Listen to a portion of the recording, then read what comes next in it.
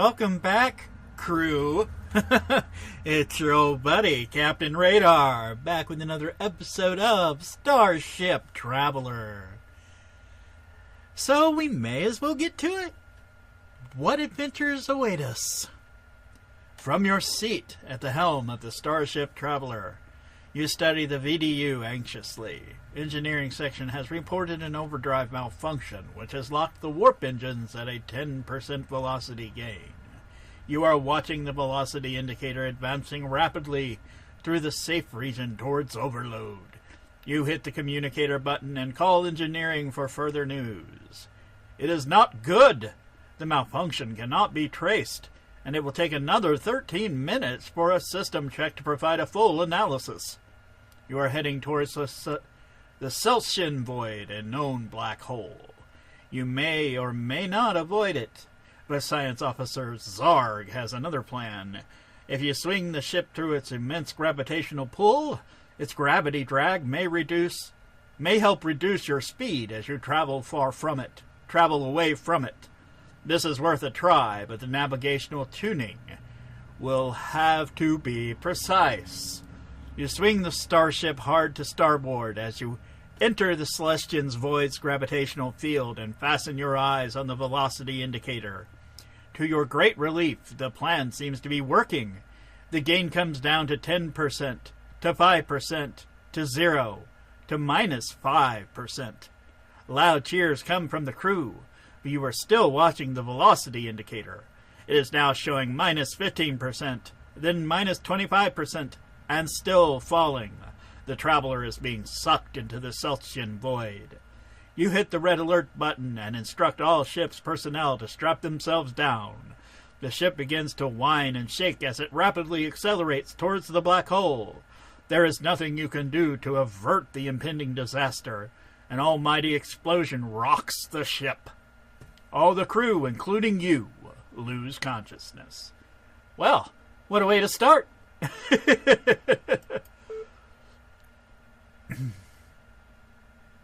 You and the other members of the crew are regaining consciousness. Again, you hit the communicator and call for systems damage reports. All systems appear to be intact until engineering reports that the warp drive engines are dead. You are floating in space, but your drive reactors should still be operational in 20 to 30 minutes. Your navigational officer is bewildered. He cannot identify your whereabouts, and the computer reports you are in uncharted space. Science Officer Zarg has run an event analysis, and you appear to have gone through the black hole, through a dimension warp, and you are now in what seems to be a parallel universe. After some delay, you regain warp drive. Long-range scans indicate 3 solar systems ahead, of which 2 may have intelligent life. What are your orders, Captain? Ooh, my first choice. Set a course for the life-bearing system ahead. Set course for the life-bearing system on the port side, or set course for the barren system on the starboard side. Well, why don't we go straight ahead?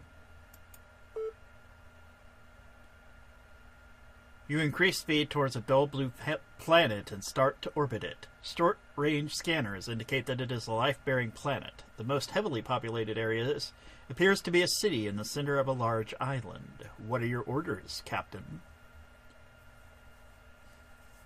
You want to check it out? I think we'll check it out. Okay. Assemble your crew for the dull blue planet with the city in the center of a large island. So, well, I get a choice here. I think we are going to take our security officer. Yes, make it so. Who am I, Picard? May as well add one more member of the security team. Yes. Add the science officer. Yes. Oh, I guess that's it. Okay. Well, we only get 1, 2, 3 people. Alright. When you have made your selection, continue to the planet. Let's beam on down. You materialize on the planet's surface and look around. You are on a wide street of some kind, which is completely deserted. Buildings of all sorts line the street, and behind you a large building stands at the end of the road. The buildings are strange structures. They are a multitude of shapes and sizes, and all look incomplete. Continue down the road, approach the large building behind you, or try one of the smaller buildings.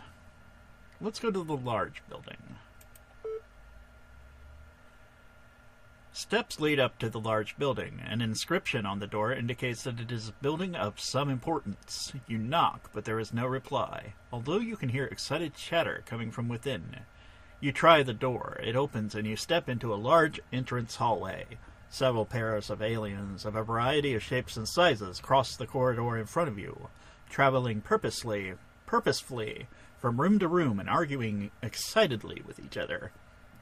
A mysterious creature dressed in shabby blue robes notices you and shuffles over. Its face cannot be seen, but its eyes shine bright blue at you. It speaks, and your translator interprets.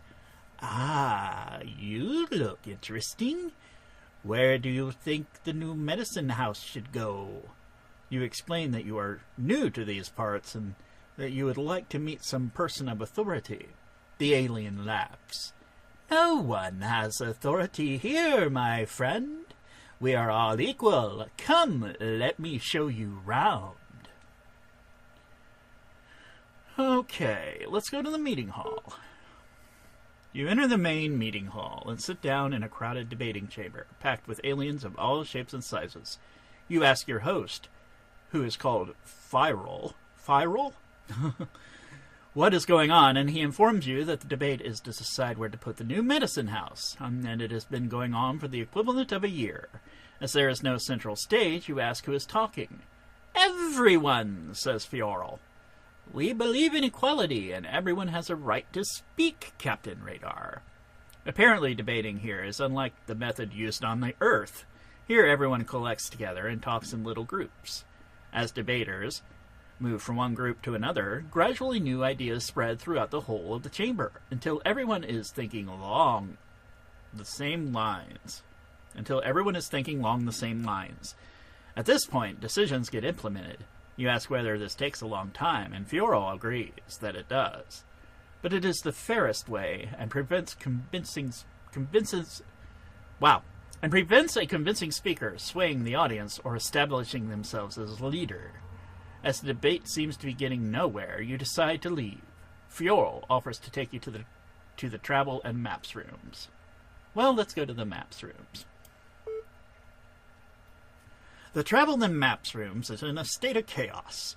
Books and charts lie all over the floor, and the various tables in the room. If only Radar could read. The travel and maps room is in a state of chaos. Books and charts lie all over the floor, and the various tables in the room.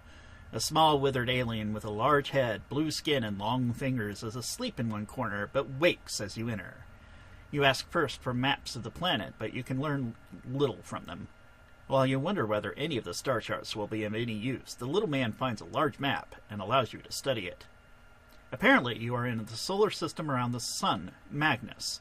Apart from this one, there is only one other life-bearing planet in this system called Trax. Orbiting Magnus, a little further out, Trax was recently devastated by war, and many of its inhabitants left to settle its own on this planet. The other two nearest planets, although light years away, are Coal Matter, orbiting a purple sun, and Makaman, orbiting a double star. No black holes are to be found on this chart. You thank the creature for his help and leave. You thank the creature for his help and leave the building, bidding goodbye. Bidding goodbye to Fiorel as you leave. You head outside to return to the Traveler. Beam up. Okay, well, that was interesting. Back on the bridge, you set coordinates for your next journey. Another life-bearing planet orbits the same sun a little further out. Medical Officer Doc, well, that's original, tends to the wounded on board the ship. 2 stamina are restored to any injured crew members. Orbit the life-bearing planet or set course for the purple sun some light years away. Well, we could look at this planet, or we could orbit for a while. Let's orbit. You approach the large red planet at sublight speed and set an orbiting course. Scanning the surface, you find no trace of intelligent life, but signs of civilization, and a fairly advanced one at that, are apparent. As you observe the planet through your macro telescope, you see that the surface is covered in a network of roadways and canals, focused every so often at what must be a population center of some sort. You try various radio frequencies, but there is no response. Okay, let's try it. Assemble your crew for the red planet. Okay. So last time, we're going to take our security. We're going to take 1 member of security this time. And we're going to bring our doctor. Yes, please. Only 2? Okay. Let's beam down.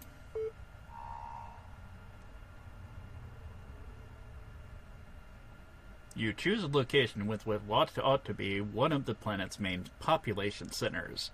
You beam down, and when you rematerialize, you are in a deserted street. There is a ghostly silence about, and something is not quite right. The buildings around you and the vehicles lying derelict by the side of the road to be from quite an advanced civilization, but dust is thick on everything, as if there has been no activity here for many years. Cautiously, you walk down the street. As you approach a junction at the end of the street, you hear a noise and stop. The others look at you quizzically and listen, but they can hear nothing. You creep forwards towards the corner and jump back slightly as a shape appears. "Visitors," says a voice. The creature is roughly man-sized and wears a flowing white cape. "We have not had visitors for many years." You explain that you are from another planet, and that the alien nods its hairy head. You ask whether it is possible to meet someone in a position of authority, and the creature considers for a moment. Suddenly, you hear a small click and a shrill, buzzing noise, and the alien drops to the ground, scorched by a phaser blast by one of your party. You whirl around in disbelief. Who shot first? Speak to your crew. Oh, it's not giving me that option. Huh. Okay. Interesting.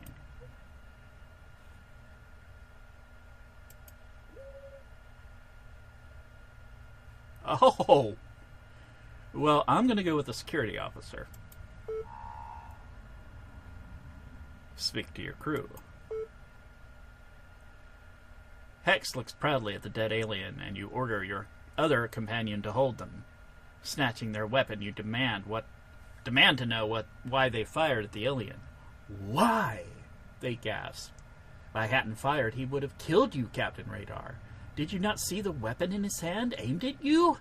You certainly didn't see a weapon in the alien's hand, and neither did your other crew member. What now, Captain? Send the trigger-happy companion back to the ship? Beam the alien up to the ship to see whether anything can be done for them?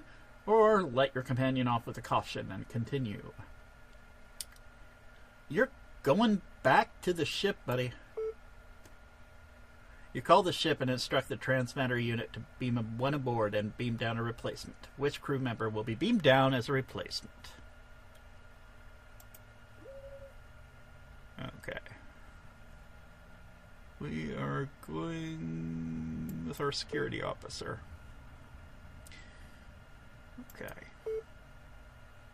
Your companion protests loudly that they just saved your life, but moments later they disappear and the replacement appears.